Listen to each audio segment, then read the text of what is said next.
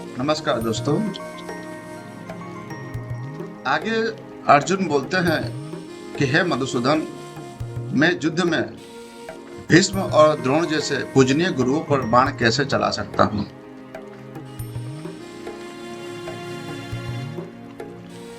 अर्जुन के इस प्रश्न से ऐसा लगता है कि अर्जुन की समस्या केवल भय नहीं थी, बल्कि भावनात्मक संघर्ष भी था।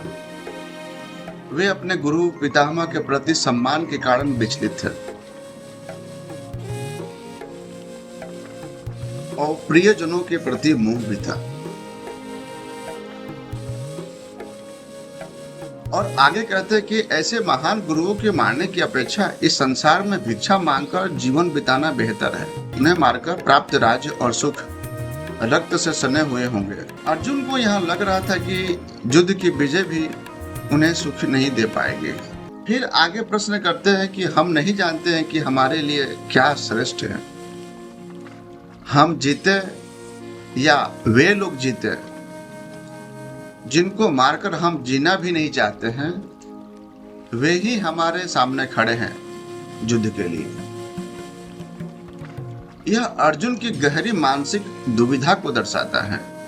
और आगे करते हैं, अब स्वीकार भी करते हैं कि मैं कायरता के दोष से ग्रस्त होकर धर्म के विषय में भ्रमित हो गया हूं। जो मेरे लिए कल्याणकारी हो वो निश्चित रूप से बताइए। मैं आपका शिष्य हूं और मैं आपकी शरण में हूं। यही से वास्तविक गीता उपदेश आरंभ होता है। अब अर्जुन मित्र के रूप में नहीं, बल्कि शिष्य के रूप में ज्ञान ग्रहण करना चाहते हैं। उन्होंने अपने आप को शिष्य के रूप में शरणागति ली है। और आगे ये भी बोलते हैं कि मुझे ऐसा कोई उपाय नहीं दिखाई देता है जो मेरी इंद्रियों को सुखाने वाला, जो इस शोक को दूर कर सके, इस वर्तमान अभी शोक दुख को दूर कर सके। चाहे मुझे पृथ्वी का समृद्ध राज्य या देवताओं का राज्य ही क्यों न मिल जाए, मुझे सुखी नहीं कर सकता है। इस शोक से मैं दूर नहीं हो सकता हूं। उनके कहने का तात्पर्य था कि भौतिक उपलब्धियां मानसिक शांति की गारंटी नहीं है। ऐसा कहकर अर्जुन ने श्री कृष्ण से कहा कि मैं युद्ध नहीं करूंगा, और फिर मौन हो गया।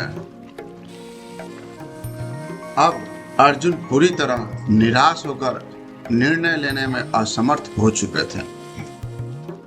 थोड़ी समझ बची थी, जिससे श्री कृष्ण की शरणागति ले लिए कि मैं आपका शिष्य हूँ, मेरा जिसमें मंगल है, उपकार है, वो मेरे लिए बताइए।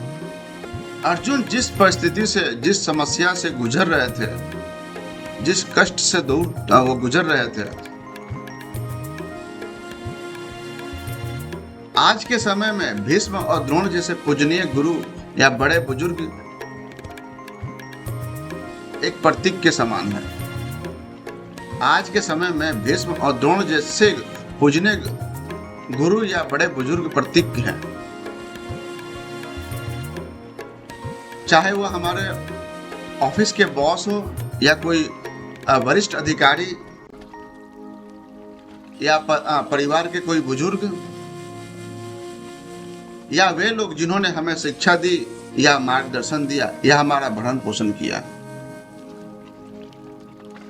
कभी कभी जीवन में ऐसी स्थिति आती है कि हमें उन्हीं के खिलाफ खड़ा होना पड़ता है, उन्हीं के सामने खड़ा होना पड़ता है। जैसे जब बॉस या वरिष्ठ अधिकारी गलत निर्णय ले रहा हो, उस समय हमें खड़ा होना पड़ता है। जब परिवार के बुजुर्ग किसी अन्यायपूर्ण परंपरा को आगे बढ़ा रहे होते हो,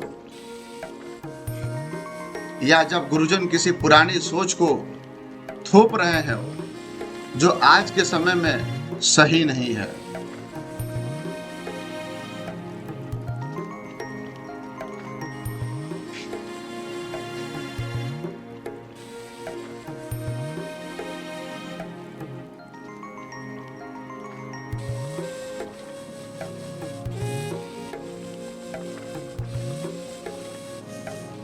हम यूं कह सकते हैं कि जिन लोगों ने मुझे सिखाया, जिससे मैं सीखा, उन्हीं के खिलाफ मैं कैसे खड़ा हो जाऊं? क्या यह उचित है कि मैं अपने गुरु या बुजुर्ग की